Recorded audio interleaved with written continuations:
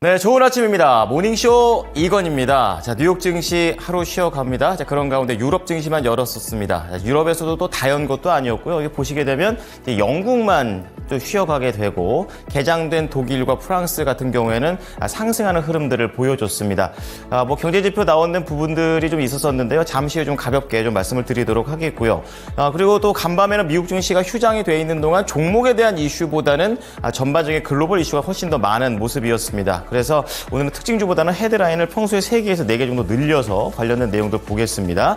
자, 금리 인하에 대한 내용들, 일론 머스크의 또 새로운 XAI라는 그런 회사, 거기에다가 아마존의 이런 클라우드 투자와 마지막으로 우크라이나와 러시아의 계속되는 전쟁에 대한 공방전에 대한 부분들 좀 다뤄보도록 하겠습니다.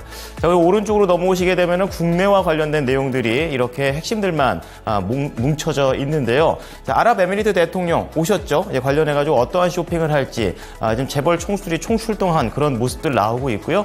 그리고 중국의 반도체 홀로서기와 관련된 내용들과 뭐 SM이라든지 엔터 쪽과 게임과 관련된 그런 내용들 최근에 많이 좀 언급들이 되고 있는데요. 추가적인 흐름들 좀 짚어보도록 하겠습니다. 자, 마지막으로 리포트 체크해 보도록 하겠는데요. 목표가 올린 거 2종목 그리고 신규 목표가 하나 보도록 하겠습니다. 어제 SK 하이닉스 장 막판에 부진했고 그리고 삼성전자가 장 막판에 올라가는 또 그런 흐름들을 보여줬었는데요. 관련해서 하이닉스에 대한 코멘트가 나와줬고요. 그리고 HMM도 지금 어제도 또 관련해서 해운과 관련된 시황이 좀 좋아지고 있다는 부분들을 말씀드렸는데 추가로 연결해서 봅니다. 마지막으로 미용 의료기기 APR이 되겠습니다. 자, 유럽 증시 좀 체크를 해보겠습니다. 유럽 증시에서는 간밤 이제 독일에서 경제지표가 나온 정도의 수준으로 보시면 되겠고요. 장중에 부진하게 좀 출발을 했다가 결국에는 조금씩 탄력을 올리면서 상승 마감을 했습니다. 하지만 한 0.4% 정도의 수준에 그치는 모습이었었고요. 이날 독일에서는 5월 기업 환경지수가 발표가 됐습니다. 예상치를 하회했습니다. 그러니까 앞으로 이 독일에 있는 기업들은 향후 전망을 약간은 어둡게 본다라는 그런 내용이 나와줬습니다. 하지만 그럼에도 불구하고 또 유럽 중앙은행에서 금리 인하에 대한 그런 확실한 시그널들이 더 나와주게 되면서 오히려 장 막판에 상승 탄력을 키워줬던 유럽이 되겠습니다. 자, 그 밑으로 바로 연결해 보도록 하겠습니다. 자, 유럽 중앙은행 ECB의 수석 이코노미스트의 발언이 이날 시장에서 중요한 헤드라인이 되고 있는데요. 미국에서는 금리 인하를 굉장히 신중하게 얘기하는 반면 유럽에서는 금리 인하에 대한 부분을 처음으로 기조를 잡았고 조금 더 확실한 시그널들이 나오고 있습니다. 필립 레인 ECB 수석 이코노미스트가 현지 시간으로 26일이었습니다. 파이낸셜 타임스와의 인터뷰에서 중요한 이변이 없다면 현 시점에서 최고 수준의 긴축을 완화할 만한 충분한 이유가 있다라고 밝혔습니다. 그러니까 금리 인하에 대한 시그널을 강하게 얘기를 해준 거이고요. ECB는 3년 전에 인플레이션이 30년 만에 최고 수준으로 급등했었을 때 다른 대륙들 중에서도 가장 늦게 금리 인상을 했다는 비판을 받아온 바 있습니다. 하지만 이제는 주요 은행들 가운데 가장 먼저 금리 인하를 단행하는 곳이 될 것으로 보인다라고 인터뷰를 했던 파이낸셜 타임스는 평가했습니다. 뭐 앞서서 이미 유로존을 포함하지 않은 뭐 스위스라든지 스웨덴, 체코, 헝가리 이런 중앙은행들은 인플레이션 하락에 대응하기 위해서 올해 벌써 금리 인하를 인하한 바 있습니다. 이것도 관련해서 레인 수석 이코노미스트는 유로존 인플레이션이 미국보다 빠르게 둔화한 이유에 대해서도 설명을 했는데요.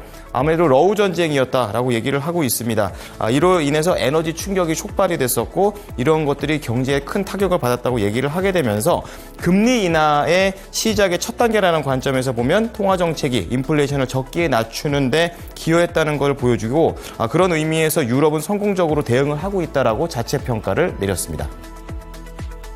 자, 두 번째 내용 체크해 보겠습니다. 일론 머스크 CEO가 또 간밤에도 소식을 내는 그런 흐름이었었는데요. 또 AI와 관련해가지고 8조 원에 대한 투자를 유치했다라는 기분 좋은 소식을 전해줬습니다.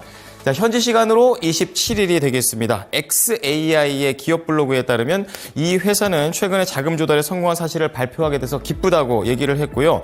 핵심 투자자로 실리콘밸리의 대표적인 벤처 캐피털들이 지금 참여를 했다고 밝혔습니다. 또한 벤처 캐피털뿐만 아니라 주요 투자자 중에서는 알 왈리드, 빈 탈랄, 사우디아라비아 왕자도 포함됐다고 얘기하면서 오일머니도 들어왔다는 부분들을 시사를 했습니다. 자, 이 회사는 작년 7월에 설립 설립한 이후에 그록이라는 모델을 선보였습니다. 관련해서 문맥을 길게 이해하는 기능, 그리고 이미지를 이해하는 그런 기능들을 빠르게 발전시켜 왔다라고 자평을 하고 있는데요. 이와 관련해서 회사 측에서는 앞으로 몇 달 동안 이런 가파른 진보의 궤도를 이어가고 곧 흥미로운 기술 업데이트와 제품 발표가 있을 것이다 라고 밝혔습니다. 그리고 이번에 조달받은 자금과 관련해서는 xAI의 첫 제품을 시장에 출시하고 첨단 인프라 구축과 미래 기술의 연구 개발을 가속하는 데 사용될 것이다 라고 설명을 내놨습니다.